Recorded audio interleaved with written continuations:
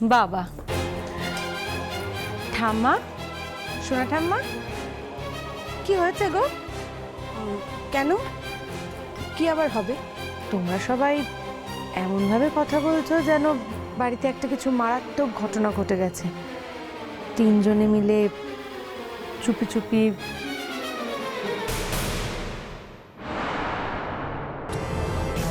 তোমরা কি নিয়ে কথা বলছো সে কি আর আমার জানতে বাকি আছে নাকি? দাঁড়াও না, তোমাদের মজা আর ওই কাজল রানীর মজা আমি বার করছি। রাঙা পিসি আবার কোনো কাণ্ড করলো নাকি ঠাম্মা? আবার বুঝি কোনো অঘটন ঘটালো, তাই তো?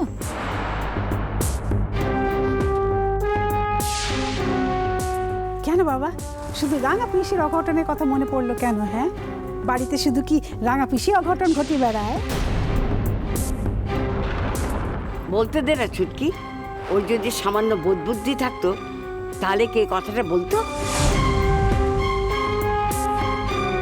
কি আশ্চর্য, এর মধ্যে বুদ্ধি শুদ্ধির কথা আসছে কোত্থেকে? রাঙা পিসি তো সত্যি সত্যি এ বাড়িতে একটার পর একটা অঘটন ঘটিয়ে যায় এবং তোমরা তাকে শাসন না করে তার সমস্ত দোষ চাপা দেওয়ার চেষ্টা করো। চুপ করো তো তুমি। সবসময় বেশি বেশি কথা বলো। রাঙা পিসি যা করে ঠিক করে, তোমার তাতে কি? তোমার কি বললে কি চলবে এখন বড় মা? চলবে না তো। আফটার অল এখন এটা আমাদের বাড়ি, ইনফ্যাক্ট আমাদেরই বাড়ি। হ্যাঁ, সবই তো বুঝলাম, কিন্তু তুমি কি এটা বুঝতে পারছো না? যেই ছেলের হাত ধরে তাকে স্বামী বলে জোর করে বাড়িতে ঢুকলে তাকে তো তুমি কাছেই পেলে না।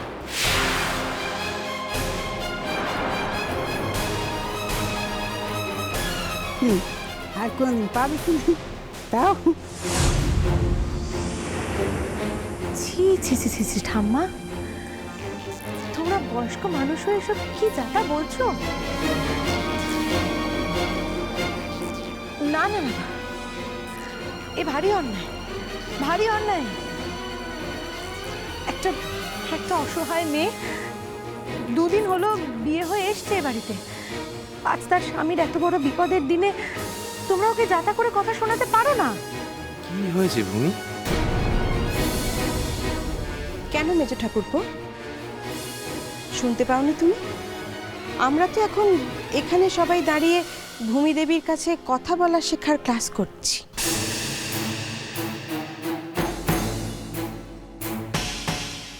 এক কান কাটা মানুষ আমি জীবনে অনেক দেখেছি, কিন্তু দু কান কাটা মানুষ তোমার মতে প্রথম দেখলাম। যেমন মা তেমনি মেয়ে, এ বলে আমায় দেখ, ও বলে আমায় দেখ।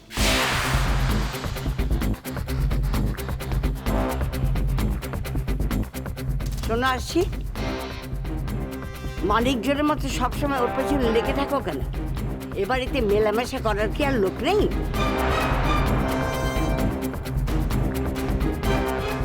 আসলে কি, যার যেমন রুচি সেটা তাকেই চিনবে না, কথায় বলে না, শুয়োরে চেনে কচু।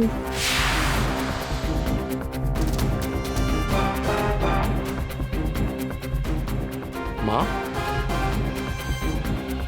কি যাতা বলছো? কি কি যাতা বলছো তুমি?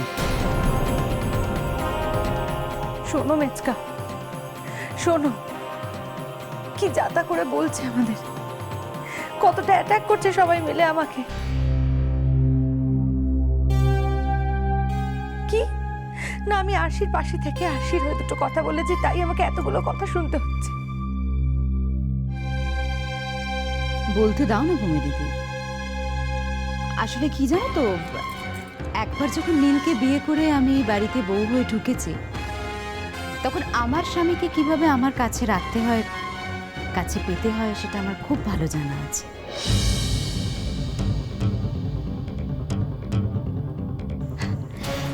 যদি সত্যি সেটা জানা না থাকতো তাহলে তো নীলের সঙ্গে কাজলের বিয়েটা হয়ে গিয়েছিল না? সেই বিয়েটা ভেঙে নিজের জিনিসকে আমি নিজের কাছে রাখতে পারতাম? পারতাম না। এই ব্যাপারে আমার যথেষ্ট কনফিডেন্স আছে। তুমি একদম চিন্তা করো, ডোন্ট ওয়ারি।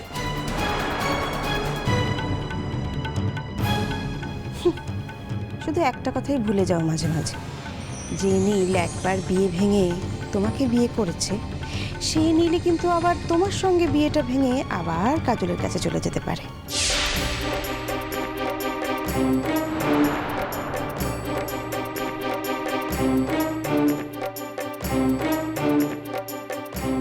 বড় মা, ভবিষ্যতে কথা বলার আগে এগুলো একটু ভেবে বললো, বুঝলে?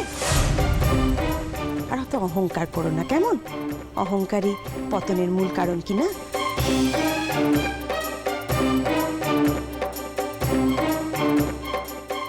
শোনো মিচকা, শোনো, নিজের কানে শোনো কতটা অপমান সহ্য করতে হয় আমাদের।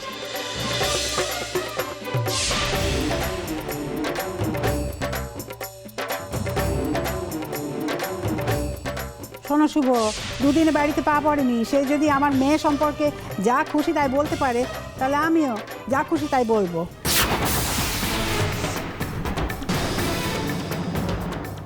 তুই চুপ করতে ছুটকি, চুপচাপ শুধু মজাটা দেখে যা।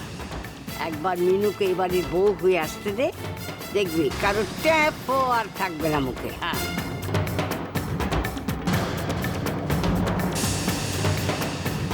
মা,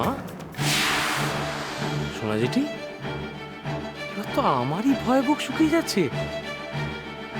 বলছে আমরা এ বাড়িতে এরপর কথা বলতে পারবো তো, নাকি আমাদেরও বউয়া বানিয়ে দেবে, কোনটা? সত্যি মা, একটা চাকরি করা মেয়ে বাড়িতে বউ হয়ে আসছে বলে তোমরা যা করছো না, বলার কথা নয়।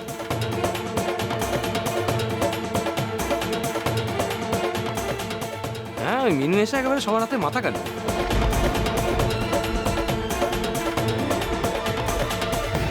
তোমাদের মিনুর হাল কি করে খারাপ করতে হয় তা আমাদেরও জানা আছে। ওর অপমান তো আর ভুলিনি। আর এখন তো সোনায় সোহাগা, কাজলকে হাসপাতালে নীলের কেবিনে ঢুকিয়ে দেওয়া হয়েছে।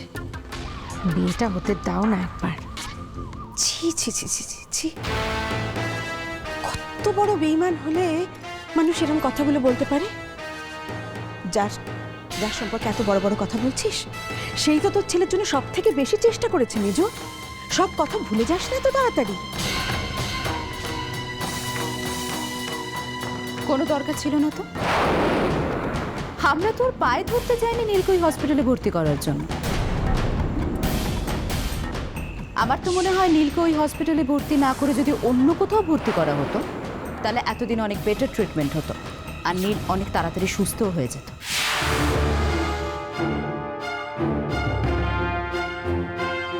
তাই নাকি? তা তুমিও কি একই কথা মনে করো মেজ ঠাকুর? বড় বৌদি, বড় বৌদি, আজ আমাদের একটা টেনশনের দিন। বড় বৌদি প্লিজ, বড় বৌদি, এতদিন ধরে যে নীলের মাথার যন্ত্রণা হচ্ছিল, এত কষ্ট পাচ্ছিল, আজ সমস্ত স্ক্যান ট্যান যা যা যা যা কিছু দরকার ছিল সব কিছু করার পর আজকে ফাইনাল রিপোর্ট দেবে। সেই জন্য শ্রীময়ী গেছিল মন্দিরে পুজো দিতে, যাতে অ্যাটলিস্ট খবরটা ভালো আসে। প্লিজ বড় বৌদি, আজকের দিনে আমরা অ্যাটলিস্ট আর কোনো অশান্তি চাইছি না, কোনো অশান্তি চাইছি না বড় বৌদি, প্লিজ।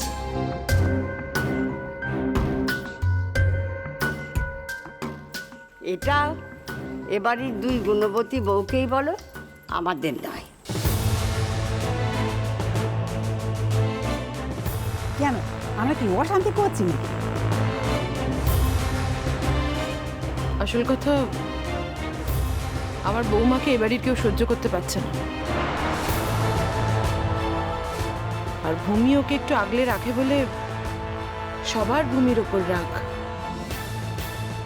বাহ, এই তো এতদিনে তুই ঠিক কথাটা বুঝেছিস মেজ। তুমি একটু চুপ করো না শ্রীময়ী, প্লিজ চুপ করো। আরেকজনকে পাঠিয়েছি রিপোর্ট আনতে, কখন জন্মের নামে গেছে, গেছে তো গেছে।